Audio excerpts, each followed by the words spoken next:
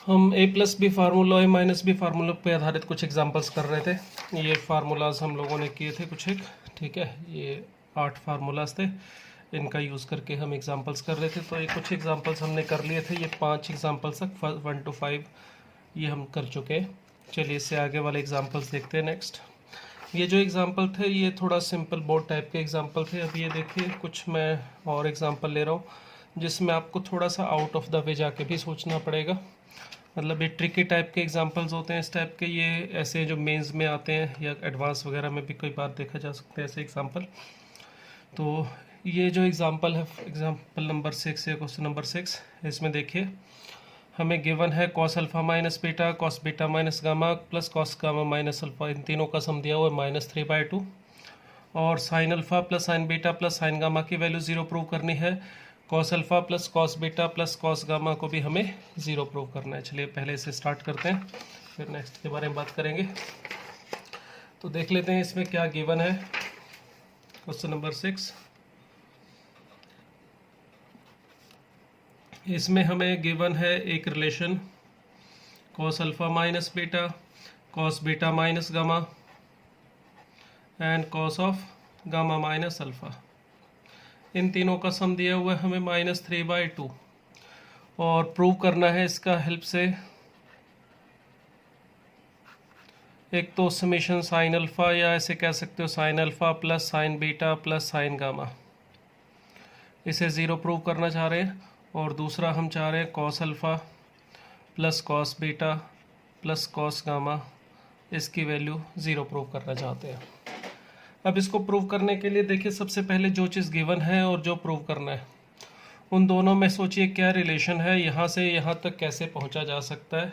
यही सारा खेल रहता है इस टाइप के एग्जांपल्स में। तो जो गिवन है उसमें cos alpha minus beta, cos beta minus gamma, cos gamma minus alpha है। और जो चाहिए उसमें sign alpha plus sine beta plus sine gamma, cos alpha cos beta cos gamma, ये अलग अलग है। तो पहले तो सोचो कि यार sine alpha cos alpha sine beta cos beta ये इसमें सेपरेट कैसे होंगे। वो दिखाई दे रहा है कि यहाँ पे फार्मूला जो हमारे पास है कॉस ए माइनस बी का अगर हम लगाएं तो ये ए और बी यानी कि अल्फा और बीटा जो है वो अलग अलग हो सकते हैं। तो इसको करने की कोशिश करते हैं। ये 2 जो रखा हुआ है नीचे, इसे भी चले मैं ऊपर ले जाता हूँ और 3 उधर माइनस का, इसे इधर ला के मैं प्लस कर देता हूँ। पहले 2 मल्टीप्लाई हो जाएगा सबके साथ, फिर -3 इधर आके +3 हो जाएगा। और इनको अगर मैं एक्सपेंड कर दूँ तो मुझे मिलेगा cos alpha cos beta plus sign alpha sine beta. Second वाले का एक्सपेंशन करेंगे तो क्या मिल रहा है, cos beta cos gamma plus sine beta sine gamma. और तीसरे वाला मिलेगा cos alpha cos gamma plus sign alpha sign gamma, और इधर मिलेगा 0। अब देखिए ये तो है गिवन जो हमें दिया हुआ था, इसकी हमने ये वाला रिलेशन इसको लेके स्टार्ट किया और यहाँ तक पहुँचना है हमें, ठीक है। अब सोचिए जो यहाँ तक हमने सॉल्व किया है, इसको एक्सपेंड किया, इसका और जो हमें दिया हुआ उसका कुछ कनेक्शन है। यहाँ पे sign alpha plus sine beta plus sine gamma, यहाँ दिखाई दे रहा है cos alpha cos beta sine alpha sine beta sine gamma, कुछ इस तरह से। तो इसमें और इसमें कनेक्शन ढूंढने की कोशिश करते हैं। तो कनेक्शन देखिए मुझे कुछ इस तरह से लग रहा है कि ये 2 sign alpha sine beta, 2 sign beta sine gamma, 2 sign gamma sine alpha. सोचें कि ये कहाँ से आ सकता है। अगर इसका स्क्वायर करें, मतलब क्या है, हमारे पास एक फार्मूला होता है x plus Y plus Z का होल स्क्वायर। किसके इक्वल होता है ये, X square plus Y square plus Z square plus 2xy plus 2yz plus 2zx। तो अगर x y z को मैं sine alpha sine beta sine gamma समझूं तो ये एक तरह से x plus Y plus Z है। और यहाँ मुझे दिखाई दे रहा है 2xy 2yz 2zx, मतलब मुझे ये दिखाई दे रहा है और ये मुझे बनाना है। तो इसका मतलब कमी क्या है इसकी, ये क्या चीज़ है, x square plus Y square plus Z square का मतलब sine square alpha sine square beta sine square gamma. अगर ये मुझे यहाँ मिल जाए तो यहाँ पे ये जो एक्सप्रेशन है इसमें sign alpha plus sine beta plus sine gamma का कंप्लीट स्क्वायर बन सकता है। इसी तरह से यहाँ पे इसको भी सोच सकते हो कि ये देखिए ये cos alpha beta, cos beta gamma, cos gamma alpha 2 times बड़ा है, यानी यही चीज़ इसके लिए भी दिखाई दे रही है। और हमें cos square alpha, cos square beta, cos square gamma और मिल जाए तो ये भी कंप्लीट स्क्वायर हमें यहाँ पे मिल सकता है। तो हमें ज़रूरत क्या है, एक तो sine square alpha, sign square beta, sine square gamma की, एक cos square alpha, cos square beta, cos square gamma की। तो वो कहाँ से आएंगे, इस 3 से। इस 3 को अगर हम 1 + 1 + 1 3 बार ऐसे समझ लें तो इनमें से जो पहला 1 है, ठीक है, इस 1 को हम लिख सकते हैं sine square alpha plus cos square alpha. Sign square theta plus cos square theta 1 होता है। जो सेकंड 1 है इसको अगर मैं लिख दूं sign square beta plus cos square beta, और तीसरे वाले को लिख दिया जाए sign square gamma plus cos square gamma, और प्लस हमारे पास जो दिखाई दे रहा है बाकी ये वाला एक्सप्रेशन, इसे मैं एज इट इज़ समझ लूँ, एज इट इज़ यहाँ पे रख दूँ। कॉस अल्फ़ा कॉस बीटा से लेके ये जो 6 की 6 टर्म्स हैं, ये साइन अल्फ़ा साइन गामा तक, इसमें मैंने कोई छेड़छाड़ नहीं की, एज इट इज़ इसको रख दिया।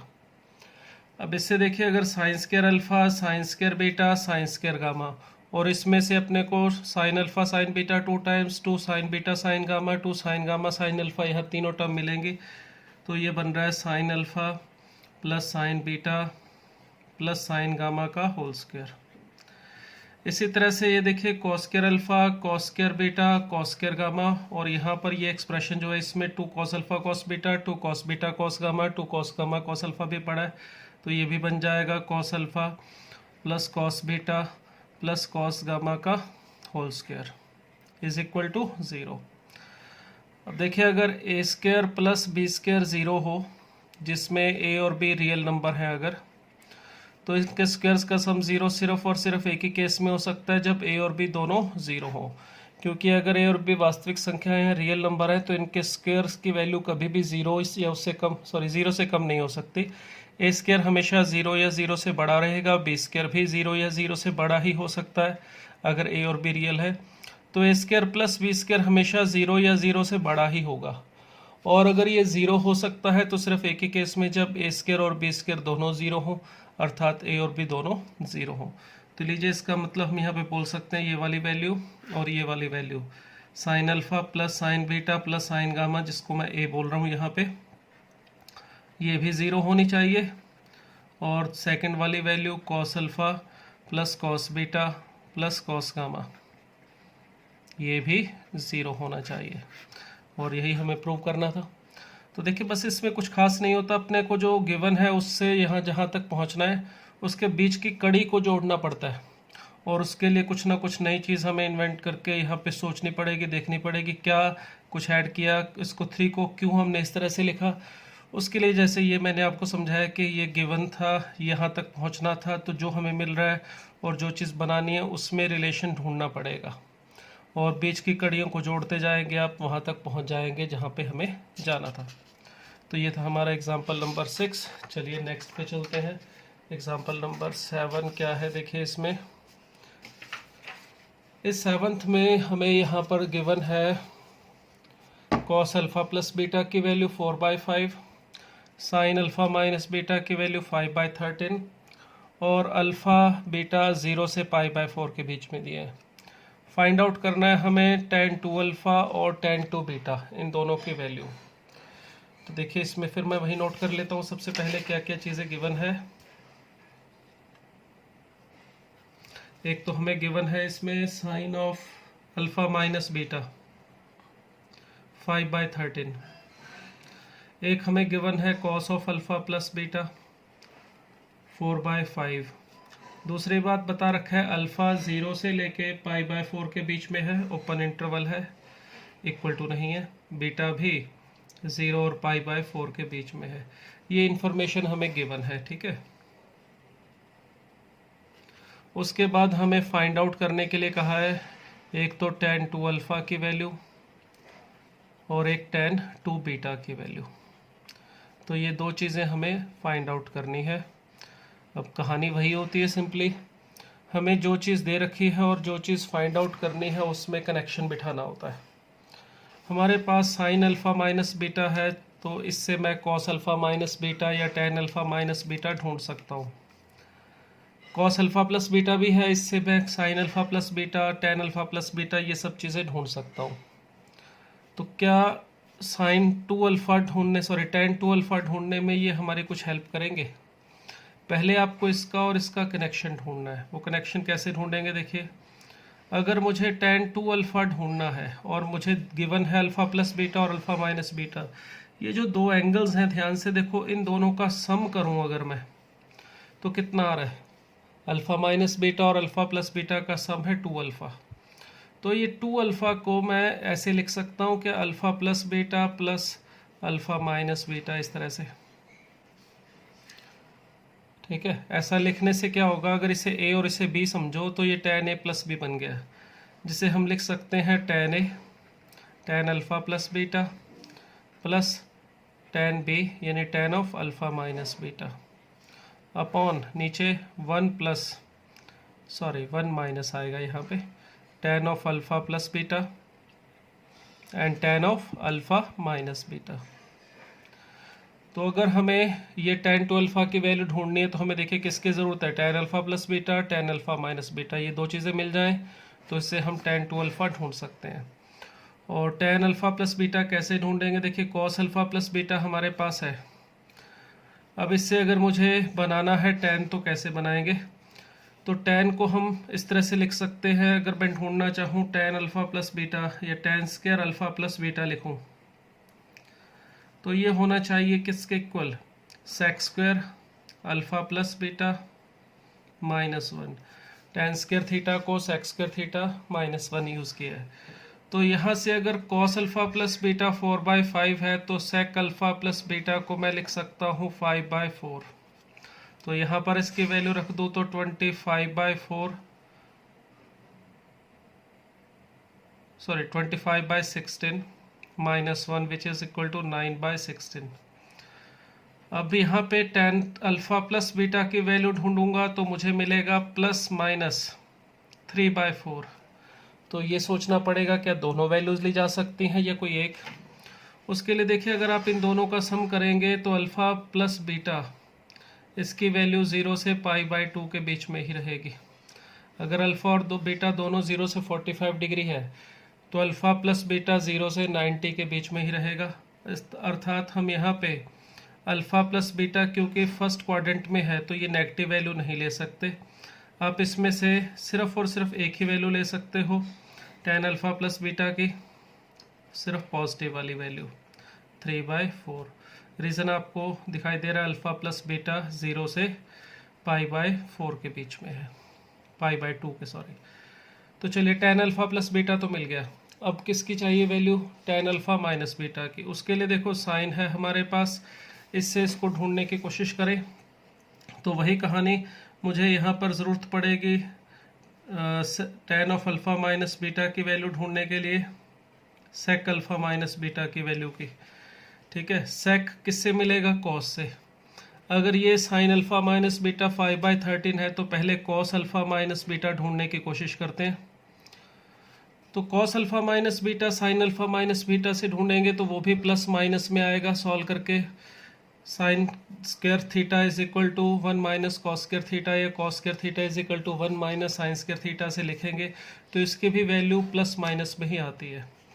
मगर हमें ये डिसाइड करना है कि प्लस लेनी है माइनस। उसके लिए देखिए, पहले इसमें मैं cos square alpha minus beta ढूंढता हूँ तो आ जाएगा 1 minus sine square alpha plus beta alpha minus beta.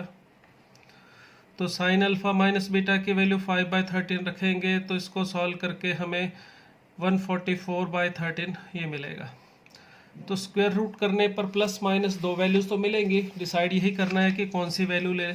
उसके लिए देखिए, अल्फ़ा कहाँ पे लाई कर रहा है? 0 से π/4 के बीच में। बीटा भी 0 से π/4, तो दोनों को ऐड तो कर सकते हैं इनइक्वलिटी में, मगर सब्ट्रैक्ट अलाउड नहीं होता है इनइक्वलिटी में, डिफरेंस अलाउड नहीं है।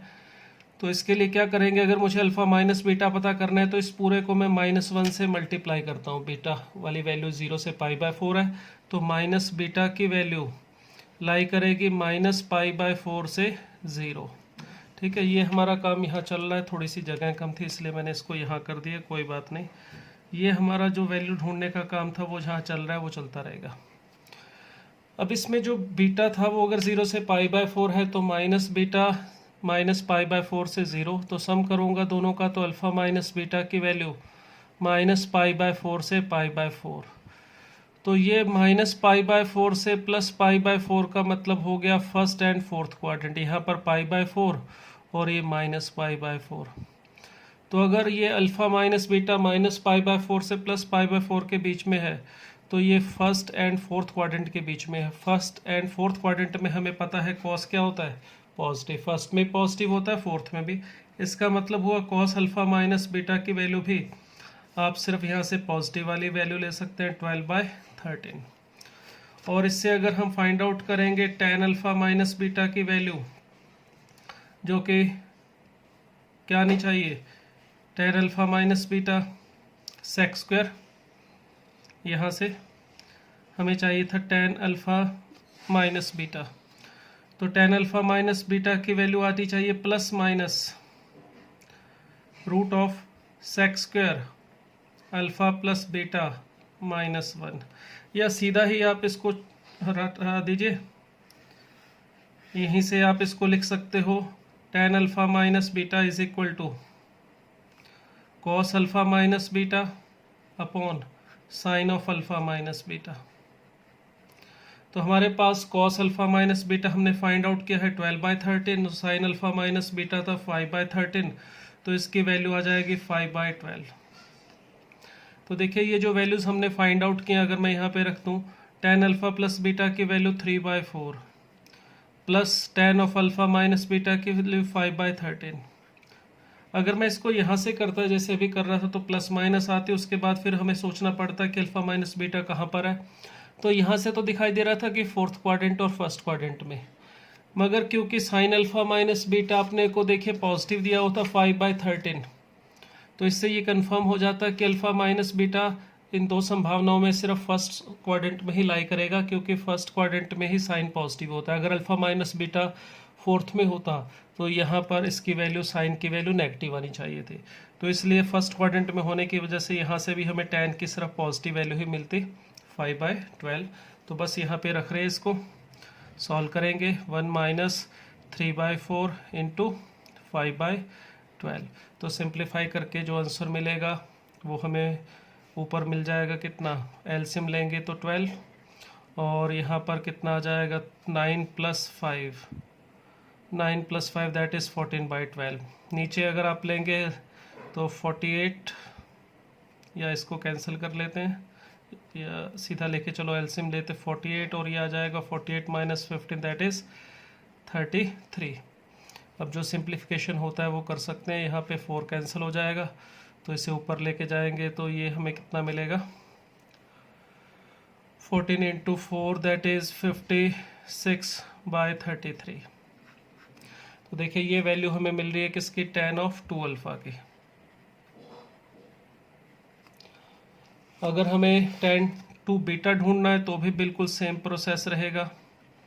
tan 2 बीटा ढूंढना है तो देखिए इन दोनों का जो हमारे पास स्टार्टिंग में वैल्यूज़ गिवन थी, अल्फ़ा माइनस बीटा और अल्फ़ा प्लस बीटा, इन दोनों का सम था 2 बीटा, और इन दोनों का डिफरेंस देखो, इन दोनों का सम 2 अल्फ़ा था और इन दोनों का डिफरेंस 2 बीटा है।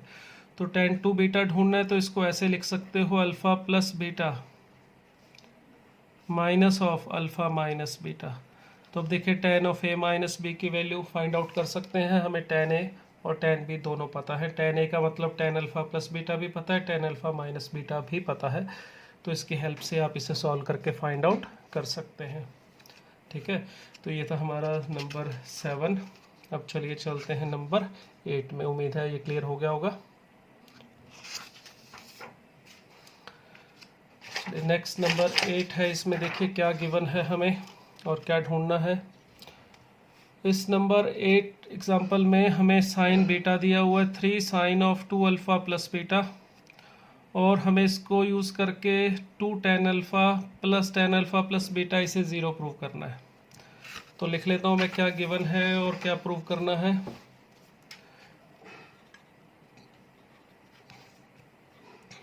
गिवन है इसमें हमें sine of beta is equal to 3 sine of 2 alpha plus beta.